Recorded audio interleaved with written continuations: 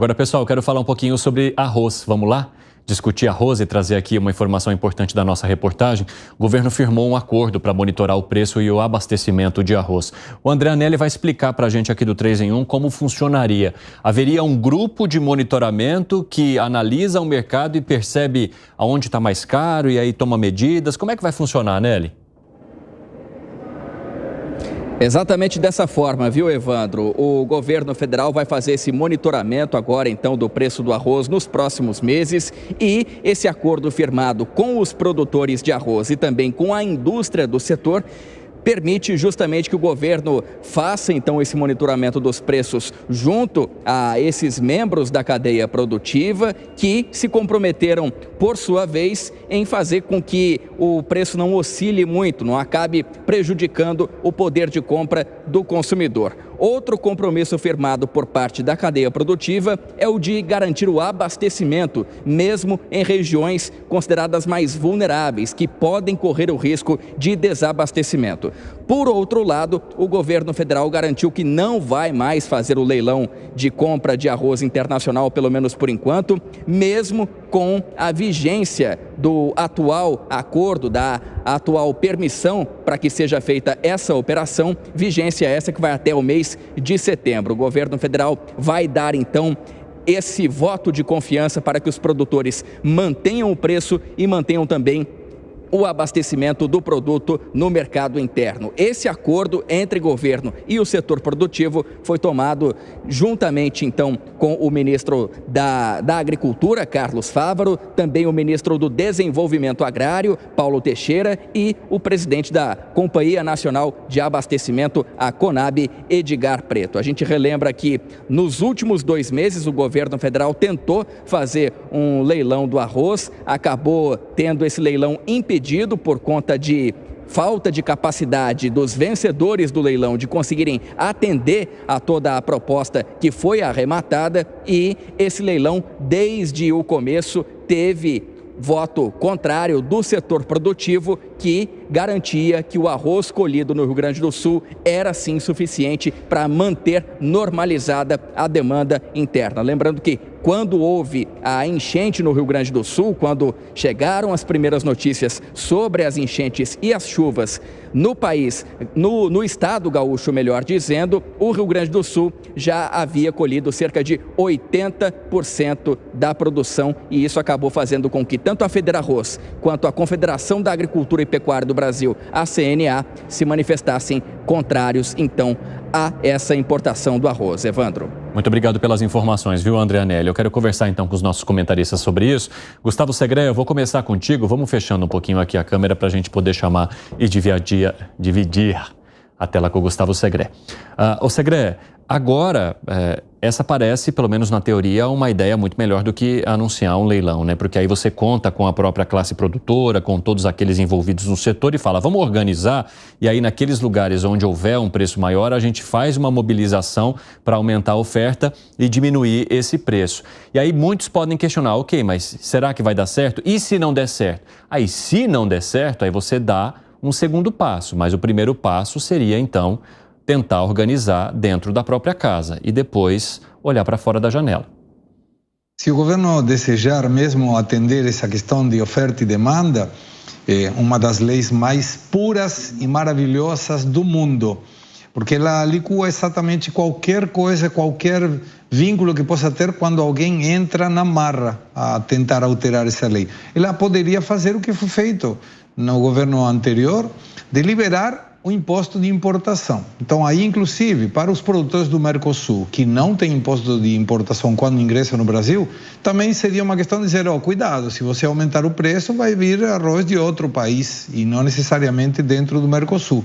Me parece muito sábia essa proposta e muito mais pura que intervir através de um leilão, que já mostrou que foi fraudulento e que está lá sendo investigado, para definir que a política de preços seja uma questão livre da economia. E se tiver alguma intervenção, que seja conversada para melhorar a oferta naqueles lugares que possa faltar arroz e que, nesse caso, o preço possa subir. Convenhamos que ficar olhando essas imagens do arroz refogado ali dá uma fome, né? Dá. Nesse horário, ó, esse arrozinho branco, bastante alho. Ó esse aí, um franguinho, a pimentinha, olha esse. Eu até convidei o Piperno para comer um arroz com uma carne amanhã, mas ele não vai, que ele disse que vai no CEPAC. Não vai poder ir. CEPAC parece nome de shampoo, né? Bom, brincadeiras shampoo anti-caspa. Brincadeiras à parte, Fábio Piperno, como é que você avalia essa ideia do governo federal? A gente, no meio do negócio, começa devagar, né? Olha pro arroz, passa fome, já puxa um CEPAC e assim a gente faz a costura dessa coxa de retalhos do nosso 3 em 1. Vai lá, Piperno. Me parece uma solução honrosa e possível para todas as pontas. Quer dizer, o governo que acabou ficando com, digamos, a fotografia arranhada aí por conta da história dos leilões que não aconteceram. E também isso acabou arranhando mais ainda a sua relação com produtores. Os produtores, na outra ponta, sentiram também que, puxa, se eles vão importar, isso pode ser ruim para nós. Então vamos tentar aí fazer um remendo e ver como o mercado acaba regulando essa questão. Só que tem uma coisa, a produção do Brasil, ela geralmente já é insuficiente. O Brasil não produz 100% do arroz consumido. E também por isso, aí sim eu acho uma boa solução o aumento no plano safra dos recursos disponíveis para pequenos proprietários, para agricultura familiar, para pequenos produtores. Porque, em relação ao arroz, o arroz é diferente da soja, por exemplo. Ninguém vai ter lá um sítiozinho aí cultivando soja. Soja, né, enfim, um produto para grandes propriedades, grandes latifúndios, como me lembra o Alan. E no caso do arroz, não. No caso do arroz é possível, né, um outro tipo de perfil. Então é importante que essas pessoas interessadas, esses produtores interessados no arroz também tenham mais acesso a crédito. O que você acha, Zé? 70% da alimentação consumida no Brasil vem exatamente da agricultura familiar, que não é tão familiar, aquela agricultura tão pequenininha, né? Então, é verdade. E houve no Plano Safra um investimento especial para esse setor. Mas eu entendo aí nesse caso, se eles tivessem prestado atenção no que dissemos aqui no primeiro dia quando se falou em leilão, primeiríssimo, e não fui eu que tive a ideia, foi a ex-ministra Tereza Cristina, que me ligou dizendo assim, olha, nós não compramos, né, ela dizia, no governo Bolsonaro, leilão de arroz, como estão dizendo aí. Ela me ligou, eu estava no ar, no primeiro dia, no primeiro momento. E verdade, eles importaram arroz através de empresas privadas. Assinaram um termo, liberando a importação do arroz, que existe uma proteção à produção interna, né? E mais, ela dizia, não precisa nem fazer nada, é só importar o arroz do Uruguai e do Mercosul, que tem livre trânsito. Não precisava e não deveria fazer essa coisa esquisita do leilão. Eu tenho, senhores, acho que dessa vez até o Piperno vai entender o que eu vou falar sobre essa história do mercado.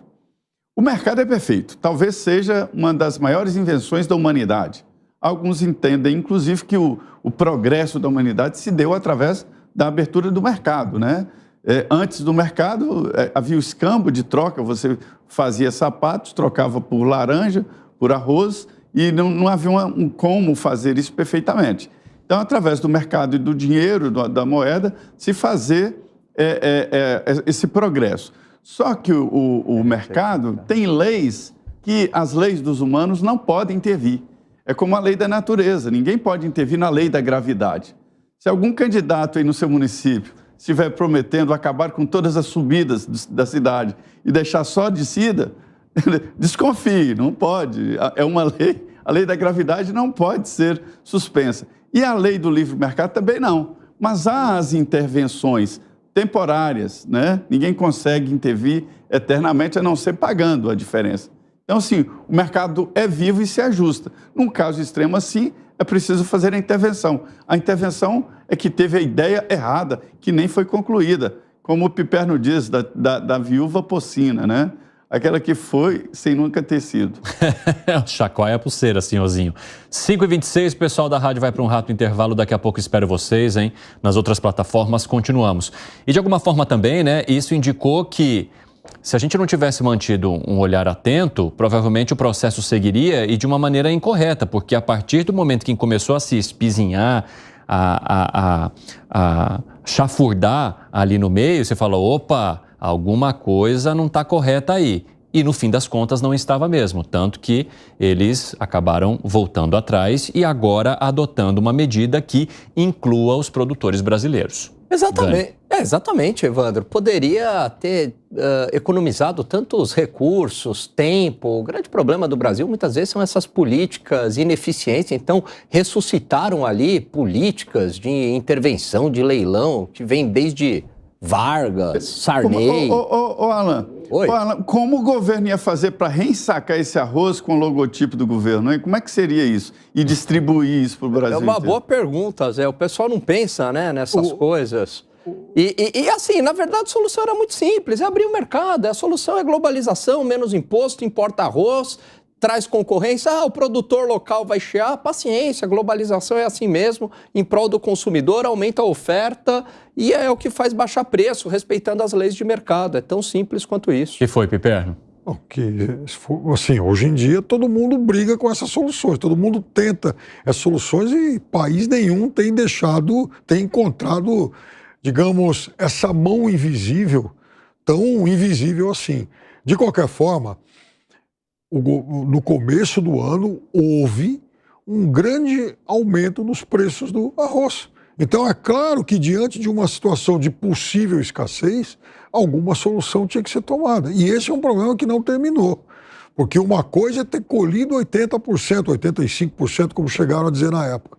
A outra coisa é saber se tudo isso está salvo, intacto e pronto para ser repassado para os grandes centros consumidores. E não vai longe. Agora há pouco a gente deu aí cotações de cestas básicas nas principais metrópoles, nas principais capitais do país. Eu estava olhando a tabela. Então, por exemplo, aqui em cidades e metrópoles da região sul-sudeste, o preço chega a ser até de R$200 mais caro que lá no Nordeste. Por que se os grandes centros produtores estão mais perto daqui do que de lá?